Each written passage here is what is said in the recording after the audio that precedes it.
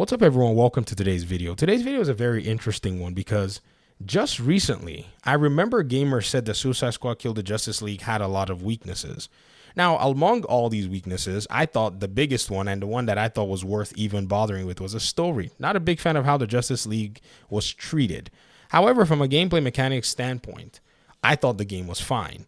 But in the gaming space, a lot of gamers said it wasn't the case. But almost immediately, most of those gamers said that another live service game was fine. And for the sake of democracy, we ought jump into this live service game called Helldivers 2. When I asked why, they said it's because Helldivers 2 was actually good. Even though Helldivers 2 is basically an entire game made up of basically one mode or two modes in a game like The Division 2 or even Destiny 2. That's basically the whole of Helldivers. Like, you can compare its entire gameplay loop to specific modes in some established live service games. And not saying these live service games have been able to add all these modes in terms of their longevity. No, I'm talking the day they all showed up out the door, they had more in terms of content than Helldivers 2.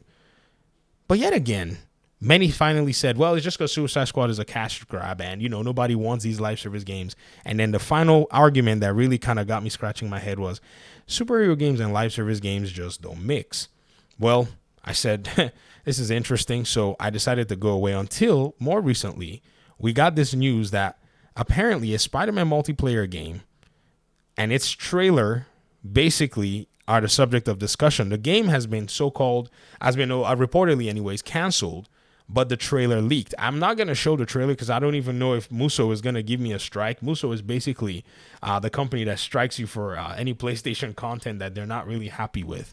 But here on Twitter, Destiny, the one who basically was mad at the Flash gunfight in Suicide Squad, whom, by the way, I like Destin. Did I call him Destiny? He plays Destiny, so sorry for the Freudian slip.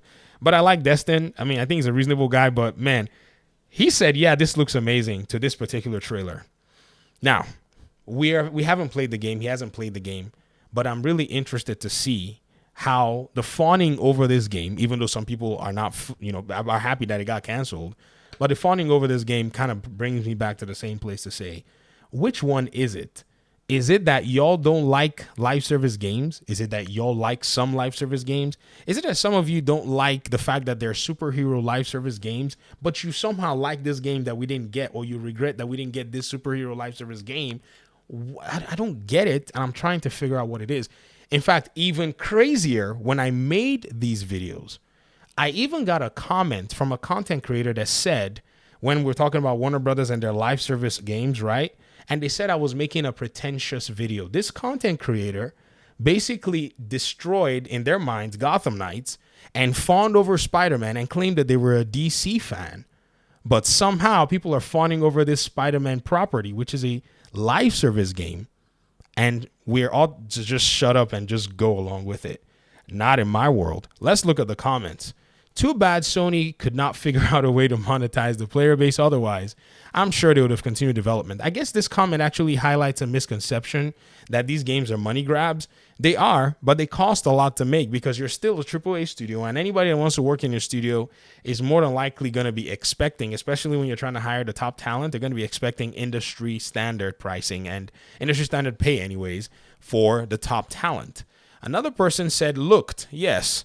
Someone said this is all I would ever want in Spider-Man's superhero game. Was hoping Gotham Knights would be this. Gotham Knights was it. You had a two-player co-op that you could actually play the entire game in, which was untethered. One person could run all the way somewhere, another person could run all the way somewhere. Some of those things basically complexing the game in terms of how we could run. It's not easy to do it. The Division does it, but it does it online only.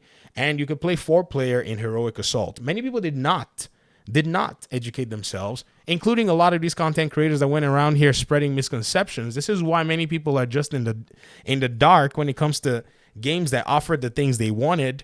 And I don't know if this person played Gotham Knights. Maybe they did, but it's interesting. Someone said it's going to be Gotham Knights all over again. Not enough enemy scaling with players leading to boring gameplay. Okay, here we go again. This person said something that was interesting. They said, I get chasing Fortnite money, but why can't we get these types of multiplayer games that can have like short-term plan? Like, here's the multiplayer. We have a plan to roll out multiple DLC packs over the course of a year. Then from there, we move on. Well, they kind of wanted to do that with Gotham Knights, but everybody was like, no, Gotham Knights is a live service game, even though it wasn't. And they just wanted to add extra content at the end of the day. But, again, it's just one of those things where I just can't get behind my mind exactly what may be going on. Some people even doubt the veracity of the trailer. Some people say the trailer is fake. This comment, to me, I'm not certain because I'm not even showing it. I have watched it, but it looks really strange. And some people are basically saying, it looks like there are different styles, look like it would have gotten destroyed like Marvel's Avengers, Suicide Squad, and others. This person, I think, said this. It said, not to me, look like it would have gotten crapped on like Marvel Avengers, Suicide Squad, and others, especially if it was live service. They probably read the tea leaves and smartly pulled out. But they had pulled out a while back, and maybe after they saw the backlash that Suicide Squad got in the first PlayStation showcase, maybe this is what basically maybe this is what made them pull back, but I doubt it's probably money. Everyone says looks great, but in reality, you don't see anything in this trailer. True. All kinds of crazy stuff. They literally didn't show anything. People are like, oh, it looks great. It looks like Spider-Man with friends. No loot system, no leveling up, no skills or anything besides Spider-Man with friends. I love Spider-Man. He's my number one superhero, but come on, guys. I think somebody is probably trying to figure out that, this is actually insane, the way people are fawning over this stuff. Ladies and gentlemen, I'm a little tired. I don't know what to even believe anymore and how I think superhero games are looked at, should be looked at, who's looking at them, and how they feel about them, because a lot of the entire, conversation is scattered. Like, 1 minute people are excited about one superhero game or whatever it's doing. The next minute they want to crucify it, because it doesn't do A, B, C, D, and E.